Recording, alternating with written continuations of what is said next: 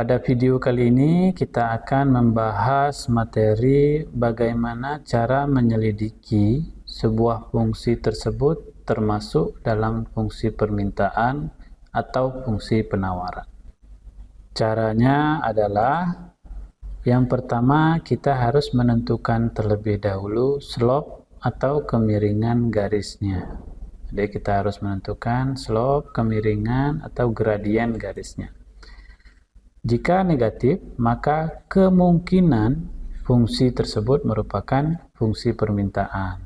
Nah, untuk memastikan kemungkinan ini tadi, maka kita harus lanjut ke langkah 2. Jika slope atau kemiringannya negatif. Jika slope atau kemiringan garisnya positif, maka dapat dipastikan fungsi tersebut merupakan fungsi penawaran. Oke, tadi jika kasusnya slope atau kemiringan garisnya negatif, maka kita diharuskan untuk melanjutkan ke langkah 2. Oke, kita lihat langkah 2-nya adalah memeriksa letak kurva. Kurvanya ini atau gambar dari garis tersebut terletak di kuadran pertama atau bukan. Jika terletak di kuadran pertama, maka persamaan tersebut atau fungsi tersebut termasuk dalam fungsi permintaan. Jika tidak, artinya jika terletak di kuadran selain kuadran pertama, maka fungsi tersebut bukan merupakan fungsi permintaan. Untuk lebih jelasnya, kita lihat pembahasan contoh 1 ini. Jadi kita diminta untuk memeriksa apakah fungsi berikut ini merupakan fungsi permintaan atau fungsi penawaran atau termasuk keduanya atau bahkan bukan keduanya. Jadi kita diberikan fungsi Q tambah 2P kurang 10 sama dengan 0. Untuk menjawab pertanyaan ini maka kita langsung cek untuk langkah pertama, yaitu menentukan slope dari fungsi tersebut atau persamaannya. Q tambah 2P dikurang 10 sama dengan 0. Untuk menentukan slope atau kemiringan garis, maka persamaan ini harus kita ubah terlebih dahulu menjadi persamaan Q sama dengan. Seperti ini. Maka 2P-nya ini kita pindahkan ke ruas kanan jadi negatif 2P, kemudian min 10-nya kita pindahkan ke kanan juga jadi plus 10. Jadi kita dapat persamaan baru, bentuk baru, yaitu Q sama dengan min 2P ditambah 10. Setelah menjadi bentuk Q sama dengan min 2P tambah 10, barulah kita dapat menentukan slope atau kemiringan garisnya. Dari mana? Yaitu dari koefisien dari P-nya.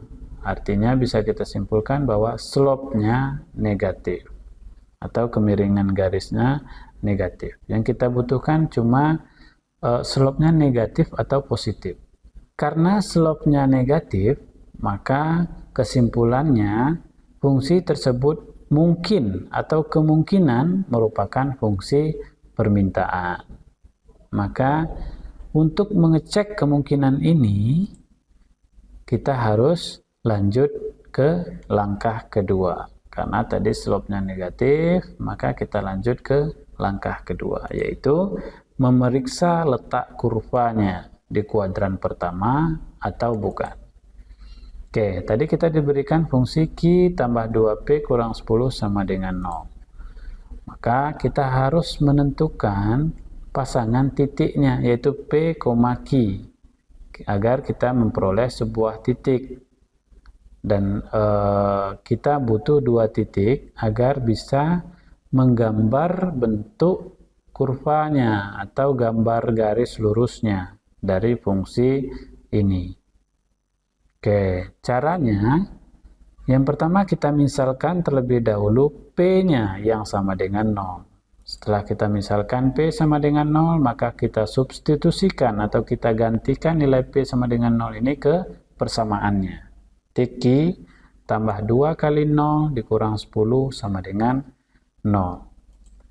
Selanjutnya Q ditambah 2 kali 0, 0, Q tambah 0, tetap Q kurang 10 sama dengan 0. Jadi kita peroleh Q kurang 10 sama dengan 0. Selanjutnya Q sama dengan 10. 10-nya kita pindahkan ke kanan, jadi dapat Q sama dengan 10.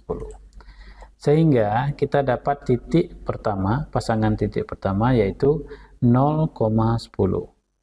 Jadi P-nya tadi 0, Q-nya 10. Nah, selanjutnya kita cari titik yang kedua. Bagaimana caranya? Dengan memisalkan Q-nya yang sama dengan 0. Kalau tadi P-nya sama dengan 0, sekarang Q-nya sama dengan 0. Maka Q-nya kita ganti 0 ditambah 2P kurang 10 sama dengan 0. Maka kita peroleh di sini bentuk barunya 2P kurang 10 sama dengan 0. Kemudian 10-nya kita pindahkan ruas ke kanan. 2P sama dengan 10. Jadi P sama dengan 10 per 2 sama dengan 5. Sehingga kita peroleh titik yang kedua. Ingat, pasangan titik itu selalu P, Q, berarti 5,0. P-nya 5, Q-nya 0. Setelah kita peroleh P1 Q1 tadi 0,10, P2 Q2-nya sama dengan 5,0, maka kita sudah dapat memposisikan di manakah letak kurva atau garis dari fungsi yang diberikan. Nah, caranya, jika seluruh titik ini bernilai positif, 0, 10 kan semuanya positif, 5 dan 0 semuanya juga positif. Maka bisa dipastikan gambarnya nanti kalau kita gambar terletak pada kuadran pertama. Nah, sebaliknya jika salah satu saja dari 4 titik ini atau dari 2 pasang titik ini ada yang negatif, maka bisa kita pastikan gambar dari fungsi ini tidak terletak pada kuadran pertama. Tadi ketika kita mengecek slope-nya, kita peroleh slope-nya negatif, kemudian kita lakukan pengecekan letak kurvanya atau letak gambarnya terletak pada kuadran pertama, terlihat dari titiknya semuanya positif, maka bisa kita simpulkan bahwa fungsi yang diberikan pada soal contoh 1 ini merupakan fungsi permintaan. Oke. Selanjutnya, agar lebih memahami materi kita pada video kali ini, kita lihat pembahasan contoh soal nomor 2. Soalnya sama, perintahnya masih sama, kita diminta untuk memeriksa sebuah persamaan atau fungsi berikut ini merupakan fungsi permintaan atau penawaran atau termasuk keduanya atau bukan keduanya. Fungsinya adalah 2Q kurang 6P kurang 12 sama dengan 0. Oke, langkahnya masih sama. Yang pertama kita tentukan terlebih dahulu slope atau kemiringan garis dari persamaan yang diberikan. 2Q kurang 6P kurang 12 sama dengan 0. Kalau kita lihat, koefisien masing-masing ini, koefisien Q, koefisien P, dan konstantanya ini bisa kita sederhanakan, sama-sama dibagi 2, sehingga kita peroleh persamaan baru yaitu Q kurang 3P dikurang 6 sama dengan 0. Jadi 2Q dibagi 2 jadi 1, atau boleh tidak kita tuliskan jadi Q 6 bagi P, 6P bagi 2 hasilnya 3P, kemudian 12 bagi 2 hasilnya 6.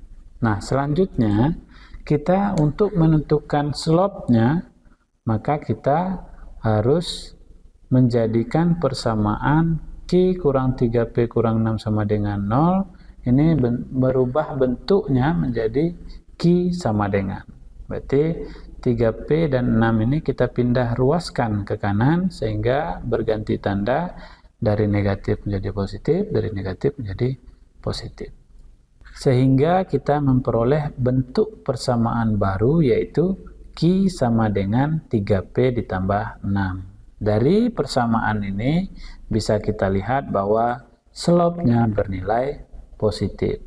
Jika slope-nya positif, maka bisa dipastikan bahwa fungsi ini merupakan fungsi penawaran. Selanjutnya, untuk mengukur tingkat pemahaman kalian terhadap penjelasan materi pada video kali ini, silakan kalian kerjakan latihan 1 ini. Perintahnya masih sama, silakan kalian selidiki atau periksa apakah fungsi yang diberikan ini, fungsi 1 dan fungsi 2 ini merupakan fungsi permintaan atau fungsi penawaran, atau mungkin keduanya, atau bahkan bukan keduanya. Oke, cukup sekian materi kita pada video kali ini. Semoga bermanfaat dan terima kasih.